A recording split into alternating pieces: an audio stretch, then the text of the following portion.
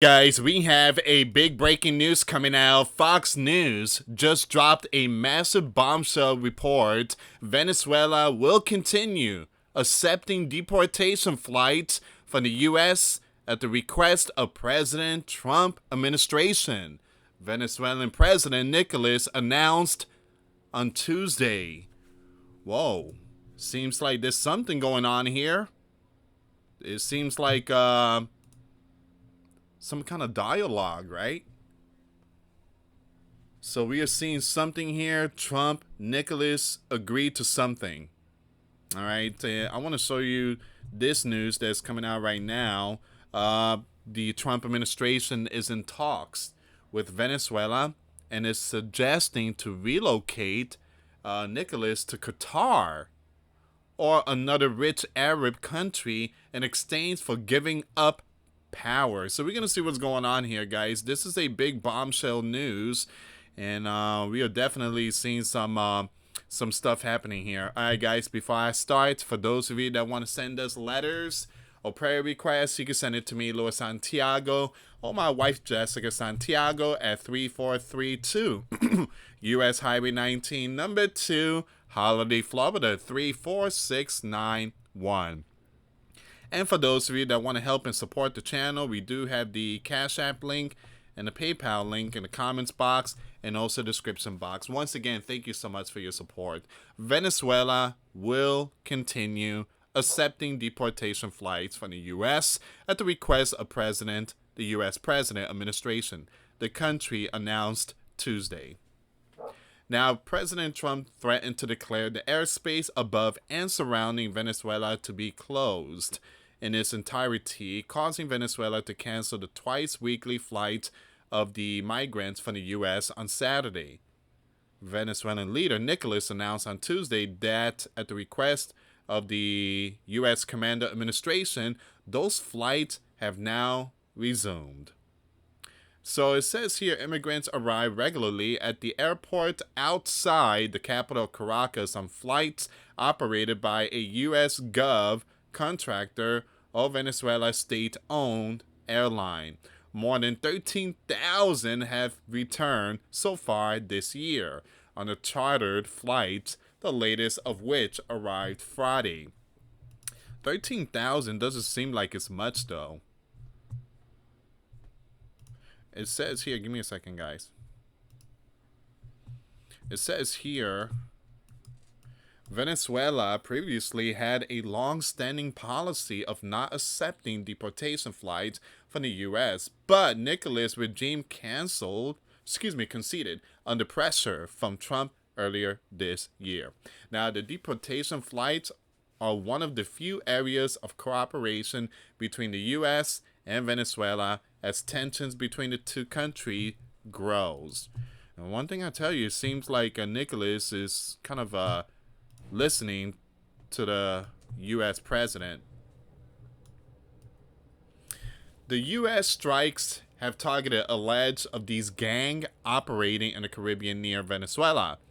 The U.S. president has signaled that operation could expand to land-based targets as Washington increases pressure on Nicolas to relinquish power. Now, you know, the land is much easier, and we know the route they take, the U.S. president told reporters during a cabinet at the White House. We know everything about them. We know where they live. We know where the bad ones live. And we're going to start that very soon, too. All right, so that's Donald's latest updates. He's basically saying we're going to do this operation. We're going to go after them. Dozens of U.S. bombers have deployed to the region alongside the world's largest aircraft carrier, the USS Gerald Ford, underscoring the scale of the buildup, with U.S. bombers and the Ford already positioned in the region. Much of the world is waiting to see whether the U.S. president will green light the next phase of strike against Venezuelan targets. It says here, advertisement all over the place. All right, so is it Friday? No, it's Wednesday. They got all these advertisements. So the U.S. president presented Nicholas with an ultimatum during a recent phone call, demanding that he step down or face potential U.S. military action. Nicholas sought global amnesty for himself, demanded to retain control of the military, and resisted an immediate exit from power. The Miami Herald reported.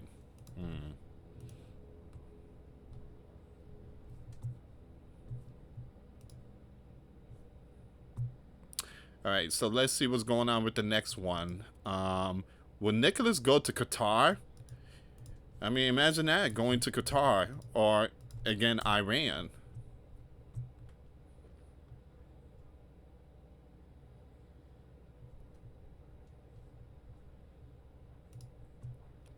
Give me a second here. I'm not seeing the New York Post, but give me a second here. If it is true that the Trump administration has floated the idea of Nicholas relocating to Qatar or another wealthy Arab country as part of a potential deal for him to give up power, the U.S. has offered safe passage for Nicholas and his family if he agrees to leave immediately. Now, Qatar, I think, is one of U.S. allies. I don't think he's going to go there because if he goes there, then Qatar could basically keep an eye on him. He possibly going to go maybe to Iran. I don't think Russia is going to take him in. Russia didn't say anything. They took in Bashar Assad, but I don't think they're going to be doing the same to Nicholas. So it says here, safe passage offer.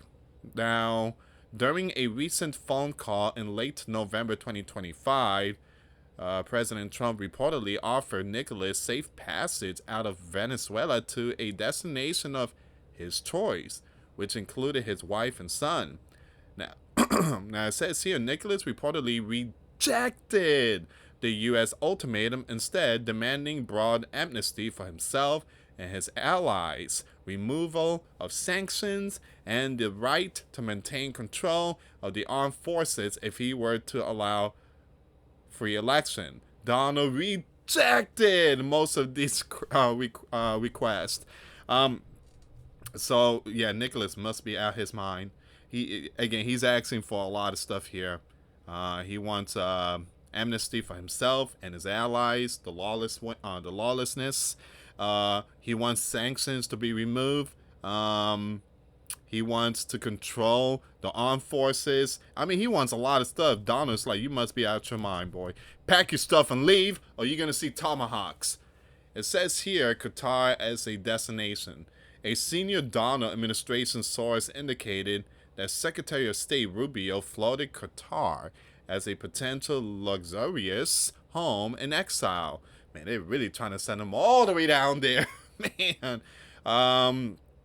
As the gas-rich emirate could help mediate the conflict. Other potential locations like Cuba and Turkey were also reportedly discussed as a possibility. I don't think, Cuba? I don't think so.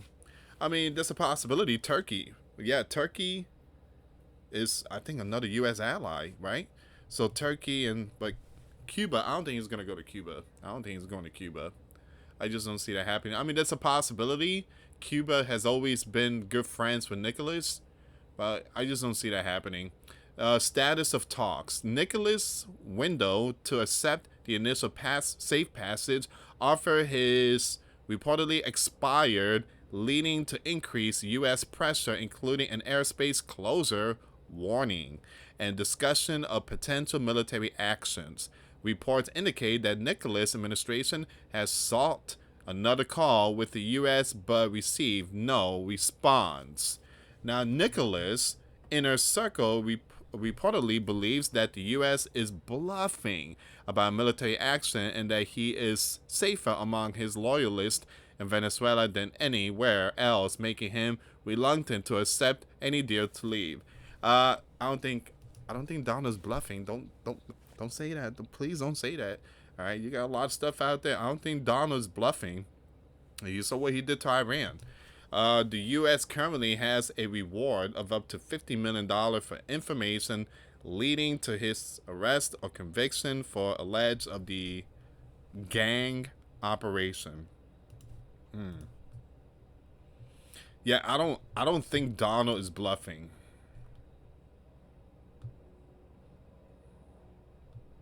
I don't think Donald is bluffing. He's not messing around on this one here.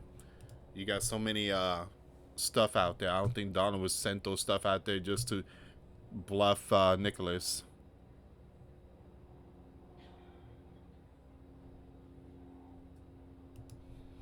What's going on here?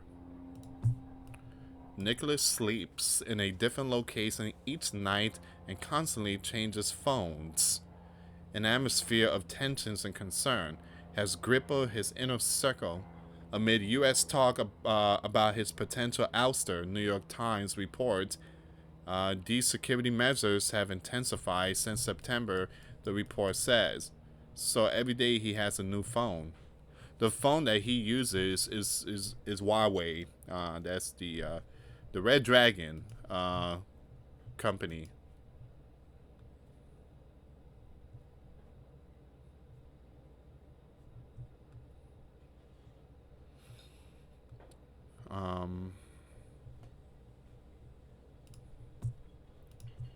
Here's another one. Venezuelan leader Nicolas has ramped up personal security, switching beds, phones, and relying more on Cuban bodyguards. It seems like it might be Cuba, as he faces what he sees as the most serious warning of his 12-year rule, possible U.S. military action under the Donald. Despite publicly projecting calm with surprise appearances and TikTok videos, people close to the Gov describe growing tension inside his inner circle. They're not playing. I don't think Donald's playing. All that dancing and stuff is not good.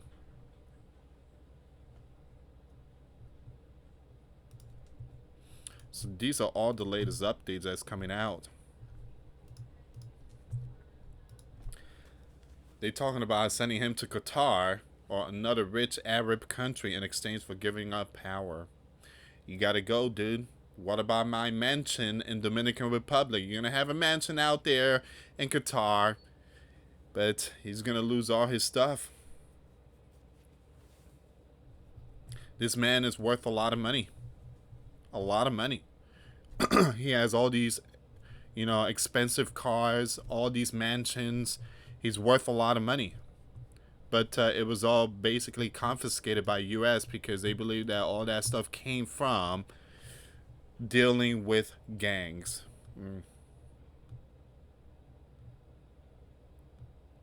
All right, so I'm just gonna end it here. I'm not saying anything else. I will keep you updated when it comes to the situation with Venezuela, but yeah, tensions are really spiking between the U.S. and Venezuela. So Donald is recommending Nicholas, pack your stuff, go to Qatar, go to Turkey, go anywhere, but you're not going to be in power with Venezuela. And yeah, that's going to be a huge game changer. This could happen by the end of 2025 or the beginning of 2026. We could see some military action going on. And if Nicholas does not leave, it's going to be bad news for him. Anyway, guys, thank you so much for watching. Check out the videos I posted today. The links will be in the comments box. For those of you that want to send us letters or prayer requests, you can send it to me, US Santiago, or my wife, Jessica Santiago, at 3432 US Highway 19, number 2, Holiday, Florida, 34691.